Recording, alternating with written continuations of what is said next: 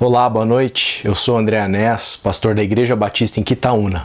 E mais uma noite a gente se reúne aqui para meditar a partir das Escrituras, a partir de um salmo e abrirmos o nosso coração para que a palavra de Deus, para que o Espírito Santo possa falar à nossa alma. Mais do que falar à nossa intelectualidade, à nossa razão, falar ao nosso coração. E nessa noite eu leio o Salmo de número 85, na Bíblia versão A Mensagem, que diz o seguinte: Ó Eterno, Tu sorriste para a nossa boa terra, trouxeste os bons tempos de volta a Jacó, levantaste a nuvem de culpa do Teu povo, puseste seus pecados longe da vista. Tomaste de volta tuas ameaças provocadas pelo pecado, tranquilizaste tua justa e ardente ira. Ajuda-nos de novo, Deus, nosso socorro. Não fiques irado conosco por muito tempo, não guardes mágoa para sempre. Continuarás carrancudo ano após ano? Por que não nos ajudas a começar do zero, com uma vida totalmente nova? Assim teu povo rirá e cantará. Mostra-nos quanto nos amas, ó Eterno. Dá-nos a salvação de que precisamos. Mal posso esperar pelo que ele dirá. O Eterno em breve se pronunciará a favor do seu povo, o santo povo que ele ama tanto, para que eles nunca mais vivam como tolos. Não veem como está próxima a salvação dos que o temem? Nosso país é o lar da glória. O amor e a verdade se encontram na rua. O viver correto e a vida plena se abraçam e beijam. A verdade brota do chão, mas o viver correto desce dos céus. Ó, sim, ó Eterno, dá a bondade e a beleza, e a terra corresponde com generosidade e bênção. O viver correto vai adiante dele, abrindo o caminho para a sua passagem. Nesse texto, nós podemos meditar, e eu gostaria de propor aqui uma meditação a respeito da experiência da refundação. Todos nós, seres humanos, nós vivemos a nossa caminhada na vida de tal maneira que estamos todos suscetíveis a sofrimentos, a dores, a situações bastante angustiantes. Todos nós, se ainda não vivemos uma situação de dor e de sofrimento, é muito provável que um dia nós venhamos a viver esse tipo de situação, porque ela faz parte da nossa caminhada, da nossa vida. Entretanto, vale destacar que às vezes o sofrimento humano ele é tão agudo, ele é tão contundente, ele é tão forte, ele é tão profundo, que nos coloca dentro de um abismo, um fundo do poço, como a gente fala popularmente, em que parece que não há mais alternativa, que não há mais saída, que não há mais salvação.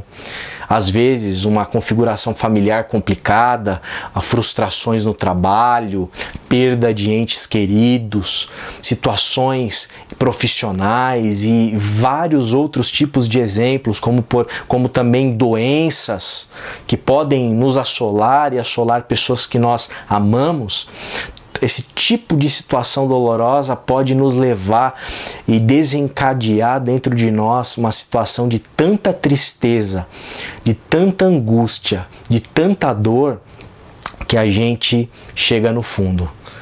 A gente não pode deixar de destacar também que as nossas próprias frustrações, o pai que eu gostaria de ser eu não sou, o filho que eu gostaria de ser eu não sou, o marido, a esposa, os papéis e os relacionamentos que eu gostaria de atender e de suprir com uma expectativa grande e eu não consigo, toda essa frustração também pode me levar para uma situação muito triste, de muito sofrimento, de muita angústia diante das fraquezas humanas que todos nós temos. Mas é importante lembrar um tema fundamental da experiência de fé cristã: redenção. Deus diante da dor humana, Deus diante do sofrimento humano, Ele não está parado, Ele não está inerte, Ele não está indiferente à nossa dor. O Deus revelado na Escritura, Ele é um Deus proativo, Ele está sempre agindo, sempre se antecipando às nossas dores, às nossas questões, os nossos dilemas, aos nossos sofrimentos e provocando no mundo e na história salvação. Ele promove salvação, ele age de maneira salvífica. De tal modo que quando a gente se encontra dentro desse abismo da dor, desse abismo do sofrimento, a gente, a partir da fé cristã, a gente pode ter esperança em Deus que há um caminho redentivo, um caminho de salvação, em que esse fundo do poço não é o fundo do poço, porque existe um Deus que é completamente comprometido em nos salvar, completamente comprometido em nos arrancar dos abismos do sofrimento que nós, muitas vezes, por iniciativa própria, nos colocamos ou as contingências da vida nos levam. Deus, ele é especialista em salvar, ele deseja salvar, ele tem esse tipo de ímpeto. Por isso a fé cristã é redentiva. Me parece que quando a gente lê esse salmo e percebe a expectativa e a ansiedade do salmista, uma ansiedade aqui positiva de que as coisas vão ficar melhor, ele diz aqui: ajuda-nos de novo, Deus do nosso socorro. De novo, porque a gente cai no buraco muitas vezes. E quando a gente desfruta de um relacionamento pessoal com esse Deus e a gente caminha nesse tipo de fé, nós caminhamos a partir de um horizonte, de uma realidade de que Deus sempre insiste e persiste em nos salvar, em nos redimir. Sempre há segundas chances, sempre há alternativas, sempre há um novo caminho, sempre há uma nova esperança, sempre há possibilidades, sempre há alternativas. Por isso o salmista diz: ajuda-nos de novo. A gente precisa, até quando o Senhor vai ficar irado, carrancudo, aqui dentro dessa paráfrase que o escritor aqui faz do Salmo de número 85. Ajuda-nos, porque aí sim nós vamos rir, aí sim nós vamos poder cantar. É maravilhoso que quando a gente vive na dimensão redentiva da nossa fé, e a gente entende que o nosso Deus, ele é um Deus que está interessado sempre em redimir, sempre em salvar, sempre em dar caminhos, a gente vive um tipo de experiência que enche o nosso coração de esperança. O mundo do jeito que está, as frustrações que existem dentro de nós, as situações de dor e de sofrimento que a gente vive, presencia e testemunha, elas não são maiores do que aquilo que acontece no coração de quem compreende que Deus é redentor, de que Deus não cessa em salvar. E nesse sentido, o nosso coração sempre tem a possibilidade de se encher de riso, se encher de alegria, porque a gente sabe que a misericórdia, a graça e o amor de Deus já se beijaram. E embora muitas vezes muitas pessoas tentam minar a nossa fé, tentam nos desestimular diante desse mundo caótico e promovendo ainda mais caos, a gente sabe que a nossa esperança é inabalável, porque Deus não cessa em redimir, Deus não cessa em salvar. E a gente pode sorrir, pode esperançar, a gente pode sonhar que o mundo está assim, mas não vai estar assim para sempre. Tem alternativa, porque tem salvação de Deus. Eu estou assim, mas eu posso ter esperança.